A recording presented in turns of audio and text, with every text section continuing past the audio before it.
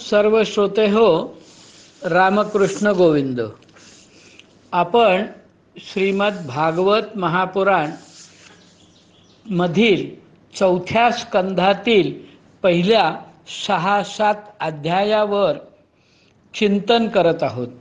आपण काही दक्ष प्रजापती, भगवान शंकर आणि सती यांच्यामधली कथा मागच्या प्रवचनात पण बघितली नाही आणि आज पण आपण बघणार नाही आहोत. पण आपण एकंदर त्या अध्यायाचा, त्या कथेचा मतितार्थ काय आहे याच्यावर आपण चिंतन करणार आहोत. दक्ष प्रजापती भगवान शंकरांना काय म्हणाले? अशिवहा आणि अमत्तहा असं म्हणाले. त्यांच्या दृष्टीने त्यांनी शिवी दिली. पण त्याचा अर्थ काय होतो? जो उन्मत्त नाही आणि अमत्त जनप्रिय हा म्हणजे सुस्वभावी लोक ज्याला प्रिय आहेत तो. अशा प्रकारे अशिवहा आणि अमत्तहा या सगळ्याचा अर्थच बदलतो. एकाच शब्दाचा अर्थ शिवीही होतो आणि सन्मानही होऊ शकतो.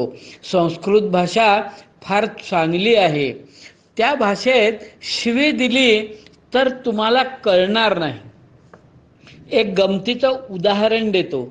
मी जर तुम्हाला संबोधून असे म्हटले की एते देवानां प्रियहा, वा वा वा वा वा, तुम्हाला वाटेल आमचा सन्मान केला. संस्कृत भाषेत देवानां प्रियहा चा अर्थ काय होतो माहिती आहे का? त्याचा अर्थ मूर्ख असा होतो. देवानां प्रियहा इति मूर्खे अन्यत्र देवप्रियहा. जर आपल्याला सांगायचे असेल की हा सभ्य आहे, मान्य आहे, सुस्वभावी आहे, तर देवानां प्रियहा हा समास सोडवलेला नको, तर समास करून बोललं पाहिजे. देवप्रियहा असं म्हटलं पाहिजे. जाऊ द्या, शैव विष्णव, शैव वैष्णव हा वाद आहे.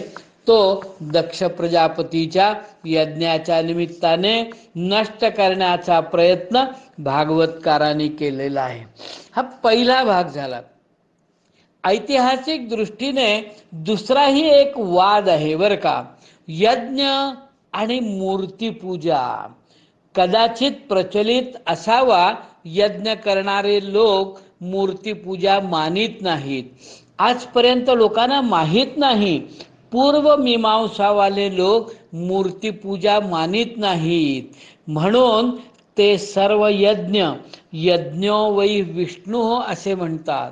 यज्ञ करणारे लोक देवतांना मानतात, देवाला नाही. देव म्हणजे सृष्टी उत्पन्न करणारा सर्वसमर्थ भगवान ते मानित नाहीत. ज्याप्रमाणे भारताचे राज्यशासन घटना म्हणजे कॉन्स्टिट्यूशन मानते, त्या घटनेत कलेक्टर, गव्हर्नर, मुख्यमंत्री वगैरे देवता आहेत. ते सर्व येतील, जातील, बदलतील. त्यांना बोलवावेही लागेल, तसेच त्यांना परतही पाठवावे लागेल. आवाहन व विसर्जन दोन्ही होतील, परंतु राज्य चालतच राहील. कारण राज्य घटना म्हणजे कॉन्स्टिट्यूशन चालवते. तसे यज्ञ करणारे लोक सर्व देवता मानतात, पण देव मानत नाहीत. यज्ञ करणारे लोक मूर्तीपूजेच्या विरुद्ध आहेत. आजही दक्षिणेकडे, साऊथला अशी मान्यता आहे बरं का. प्रभू रामचंद्रांची पत्नी रावण उचलून घेऊन गेला. याचा अर्थ त्याने परस्त्रीचे हरण केले असा नाही बरं का. आजही दक्षिण भारतात रावणाचे पक्षपाती लोक आहेत. त्यांचं म्हणणं काय माहितीये काय? रावण एवढा नीच नव्हता. रावणाने वेदांना स्वर दिले आहेत. तो सगुण उपासक परमभक्त होता, मूर्तीपूजा मानित होता. रावण मूर्तीपूजा मानित होता. दक्षिण भारतात मूर्तीपूजा प्रभावी होती आणि उत्तर भारतात यज्ञ प्रभावी होते. यज्ञात मूर्तीपूजा येत नाही. यज्ञात स्वाहा स्वाहा असे असते. ज्योतिष्टोमेन स्वर्गकामो यजेतो. यज्ञाने सर्व कामना पुऱ्या होतात. रावण यज्ञाच्या विरोधी होता. रावणाला वाटले यज्ञ प्रमुख संस्कृती उभी करणाऱ्या रामाचे यज्ञ बंद केले पाहिजे. त्यासाठी त्याच्या पत्नीला म्हणजे सीतेला जर रावण उचलून घेऊन गेला, कारण पत्नीशिवाय यज्ञ होत नाही. सीता त्यागानंतर असा प्रसंग येतो. रामाने अश्वमेध यज्ञ केला तेव्हा सर्वांनी रामाला पुन्हा पुन्हा लग्न करायला सांगितले, परंतु रामाने सांगितले माझ्या जीवनात एकच सीता आहे, दुसऱ्या कोणा स्त्रीला स्थान नाही. तेव्हा शेवटी सीतेची सोन्याची प्रतिकृती बाजूला बसवून यज्ञ करण्यात आला. रावणाने यज्ञीय पुरुष रामाची पत्नी एवढ्यासाठीच उचलून नेली होती की त्याचे यज्ञ बंद पडावेत. रावण यज्ञाच्या विरुद्ध होता. त्याने सीतेवर काही बलात्कार केलेला नाही. याचा अर्थ असा दुष्ट वासनेमुळे रावण सीतेला घेऊन गेला नव्हता. ऐतिहासिक संशोधक त्याचे संशोधन करील. मला इतकंच सांगायचं आहे, मूर्तीपूजा व यज्ञ या दोन विभिन्न विचारधारांचा येथे झगडा आहे. दक्ष प्रजापती यज्ञ करतो, त्यात मूर्तीपूजेला स्थान नव्हते, म्हणून तो शंकराला आविर्भाग देत नव्हता. शंकराने त्याच्या यज्ञाचा विध्वंस केला. पूर्वमीमांसेत मूर्तीपूजा नाही. त्यात ज्याला भगवान म्हणतात ना, तो खऱ्या अर्थाने भगवान नाही हे फार थोड्या लोकांना माहीत आहे. म्हणून कोठेही यज्ञ सुरू झाला तरी लोक यज्ञदेवीला प्रदक्षिणा करण्यासाठी धावतात. यानंतर भारतीय आर्यांनी यज्ञो वै विष्णू म्हणून यज्ञच विष्णू आहे असे ठरवून त्यात विष्णुत्व आणले. पूर्वमीमांसा जिने यज्ञाचा आग्रह राखला आहे ती भगवान विष्णूला मानित नाही. उत्पत्तीच्या बाबतीत ते लोक यत्कल्पहा सकल्पहा पूर्वा असे सांगतात. ते वाचण्यासारखे आहे. ते फार तर्कयुक्त म्हणजे लॉजिकल आहे. सुरुवातीला मीमांसा शास्त्र वाचताना ईश्वरोक्तत्वात वेदस्य प्रामाण्यम असे मानले पाहिजे त्याच्यात. परंतु वेद अपौरुषेय आहेत. वेद कोणी बनवलेले नाहीत, भगवंतानेही बनवलेले नाहीत. जे लोक भगवानच मानित नाहीत त्यांच्या दृष्टीने भगवान वेद कसे बनवतील? त्यांचे आपोदेवी वाचण्यासारखे आहे. वेद स्वतः प्रमाण आहेत की परत प्रमाण आहेत त्याच्यावर त्यांनी लिहिले आहे. वेद अपौरुषेय आहेत म्हणजे ट्रान्सपर्सोनल आहेत. फार सुंदर युक्तिवाद आहे, बुद्धिपूर्वक केलेला आहे आणि ते बुद्धीने खोडणे कठीण आहे. प्रारंभी मलाही वाटत होते की पूर्वमीमांसा काय आहे? ती एक यज्ञीय प्रक्रिया आहे, त्यात वाचण्यासारखे काही नाही. परंतु ती ही एक बुद्धिशाली विचारधारा आहे.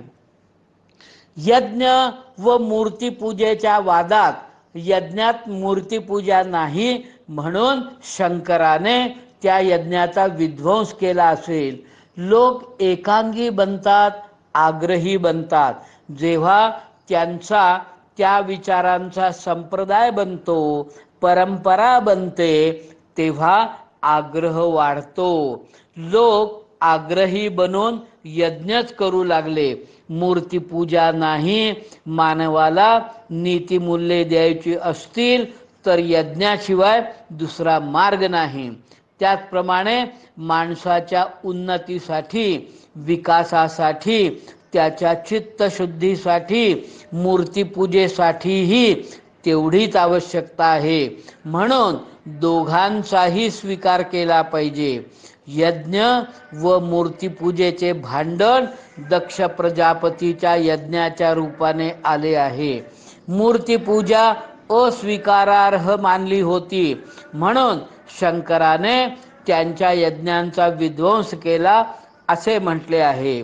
दक्ष प्रजापतीची ही कथा शिवपुराणातही आहे. महिम्न स्तोत्रात म्हटले आहे, क्रिया दक्षो दक्षः ऋतुपतिरधीशस्तनुभृता मृषीणामार्जित्वं मार्जिर्मार्त्विज्यं शरणरद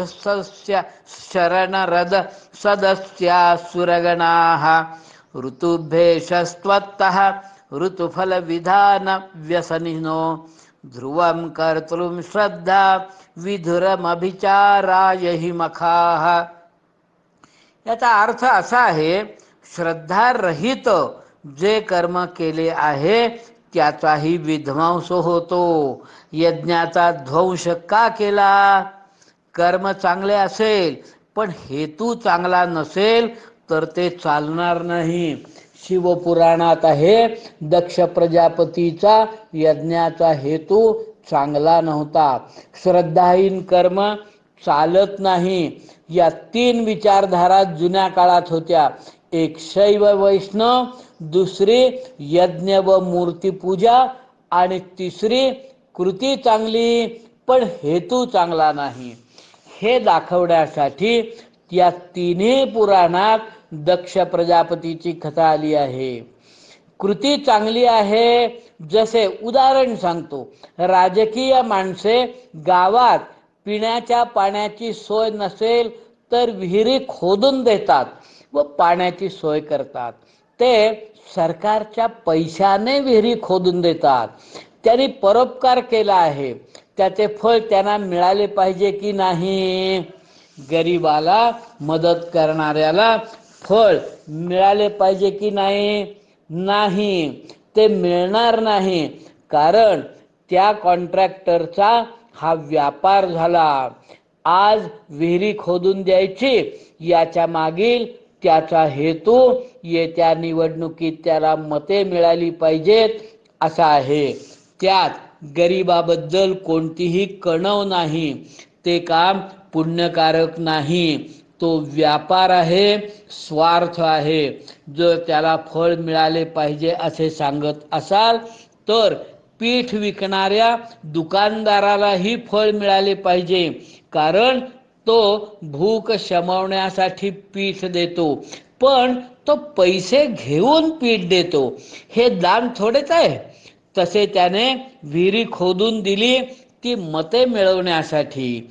चांगल्या कर्माचा हेतू चांगला नसेल तर ते कर्म चांगलेही नाही. ही गोष्ट या कथेत समजावण्यात आली आहे. श्रद्धा ही एक महत्त्वाची गोष्ट आहे. कोणत्याही कार्यात श्रद्धा ही असलीच पाहिजे. श्रद्धा काय आहे? काय तो मनोधर्म आहे किंवा एखादी वस्तू आहे? लोक सांगतात श्रद्धा ठेवा, श्रद्धा सांभाळा. पण श्रद्धा काय सोन्याचा दागिना आहे की त्याच्यावर पहारेदार नेमून सांभाळू शकतो? मग श्रद्धा काय आहे? एक श्रद्धा हे रासायनिक रूप आहे. 4 गोष्टी एकत्र येतात तेव्हा श्रद्धा उभी होते. नीट लक्ष द्या. या 4 गोष्टी कोणत्या ते सांगतो. 4 गोष्टी एकत्र येतात तेव्हा श्रद्धा उभी होते. श्रद्धेमध्ये पहिली गोष्ट ही असली पाहिजे की दुसरा माझ्यापेक्षा श्रेष्ठ आहे, याने नम्रता येते. दुसरी गोष्ट, दुसरा सांगतो ते मानण्याची माझी तयारी हवी, म्हणजे निरहंकारी स्वीकार येतो. मी तपास करून स्वीकारीन, पण निरहंकाराने स्वीकारीन. वसिष्ठांवर माझी श्रद्धा आहे, याचा अर्थ वसिष्ठांनी जे काही सांगून ठेवले आहे ते मी निरहंकाराने स्वीकारले आहे. दुसऱ्यावर नितांत विश्वास ही श्रद्धेमधील तिसरी गोष्ट आहे आणि दुसऱ्याविषयीचे प्रभावी आकर्षण ही चौथी गोष्ट आहे. या चार गोष्टी एकत्र होतात तेव्हा श्रद्धा निर्माण होते. बघा, नीट लक्ष द्या. श्रद्धा एक मनोधर्म आहे. फारच विकसित मन म्हणजे डेव्हलप्ड माइंड असेल तेव्हा त्यात श्रद्धा राहते. श्रद्धा शून्यतेने यज्ञ होत नाही. श्रद्धा ही जीवनाची आवश्यक गोष्ट आहे. म्हणून गीतेने तिच्यावर श्रद्धात्रय विभाग योग नावाचा एक स्वतंत्र अध्याय लिहिला. दक्ष प्रजापतीजवळ श्रद्धा नव्हती म्हणून त्याच्या यज्ञाचा नाश झाला. तो स्वतःही नष्ट झाला, कारण त्याला वैयक्तिक विकास झालेला नव्हता त्याचा. हा चतुर्थ स्कंदात दक्ष प्रजापतीच्या यज्ञाचा जो विषय आला आहे ना, त्यात त्या काळच्या सामाजिक स्थितीचे वर्णन आहे, चित्रण आहे. कितीतरी लोक यज्ञ करतात पण त्यात श्रद्धा नसते. श्रद्धा रहित यज्ञ होत असतात. घराघरात, गावागावात सत्यनारायणाच्या पूजा होतात. त्यात जे लोक करतात त्यांची सत्यनारायणावर श्रद्धा असते का हो? ते सत्यनारायणाच्या नावावर पैसे गोळा करतात आणि दारू पितात. हा श्रद्धारहित यज्ञ आहे. दुसरे, शैव वैष्णवांचे भांडण आजही मनात चालते. ते खालच्या श्रेणीचे भक्त आहेत. तिसरी गोष्ट, यज्ञ व मूर्तीपूजेमध्ये विरोध. या तीन गोष्टी दक्ष प्रजापतीच्या कथेद्वारे सांगण्यात आल्या आहेत. जोपर्यंत त्रिगुणांची साम्यावस्था आहे तोपर्यंत निर्मिती अशक्य आहे. जेव्हा साम्यावस्था बिघडते तेव्हा अहंकार निर्माण होतो.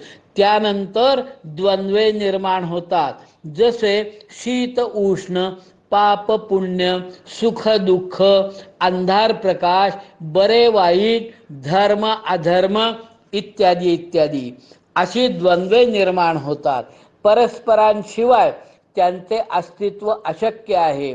प्रकाशाचे अस्तित्व अंधारामुळे आहे. ही शास्त्रीय परिभाषा आहे बर का, जी आपल्या डोक्यात उतरत नाही.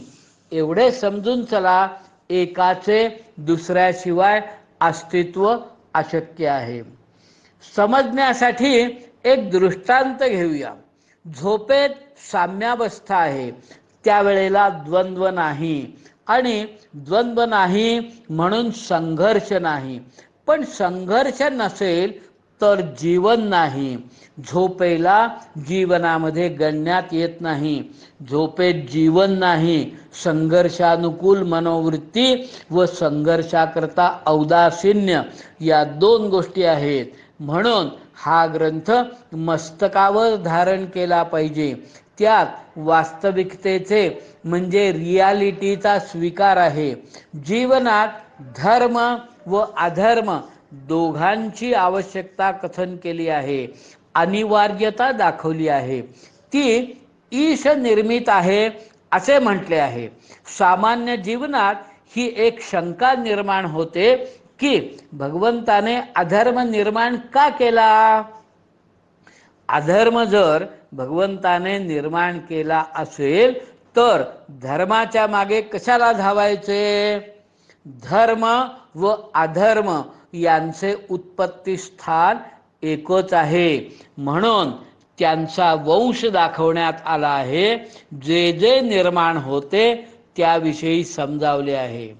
दुसरी एक गोष्ट आहे की जेव्हा गुणच अहंकेंद्रित व स्वार्थपरायण बनतात, अतिरेकी बनतात, तेव्हा त्यावेळचे त्यांचे रूप अधर्म बनते. शौर्य जेव्हा अहंकेंद्रित बनते तेव्हा क्रूरता येते. शिवाजी महाराजांनी कोणाला मारून टाकले असेल तर त्याला शौर्य म्हटले आहे, परंतु चोराने जर कोणाला मारून टाकले तर त्याला क्रौर्य म्हटले आहे. दोघांचेही मारून टाकणे एकच आहे. नम्रता जीवनात असली पाहिजे. नम्रता जेव्हा स्वार्थपरायण बनते तेव्हा तिचे रूपांतर लाचारीत होते. हाच गुण दुर्गुण बनला, हाच धर्म अधर्म बनला. म्हणून धर्म अधर्माचे सत्य रूप ही राहील व क्रियात्मकता प्रतिक्रियात्मकता ही राहील. संघर्षानुकूल मनोवृत्तीविषयी तुम्ही विचार कराल तर तुम्हाला कळेल की अधर्माची निर्मिती ब्रह्मदेवाने का केली. एवढेच नाही, परीक्षिताने त्याला सांभाळला, त्याचे रक्षण केले, त्याला मारलं नाही. परीक्षित आख्यानात अधर्माला सांभाळले आहे, राहण्यासाठी 5 स्थाने दिली आहेत. एखाद्या राहण्याचे ठिकाण निश्चित झाले की जागा देणारे व न देणारे तुम्ही कोण. जो प्रभावी असेल तो जागा बळकावील. ज्याला जागा दिली आहे ना तो त्या जागेचा मालक बनून बसतो.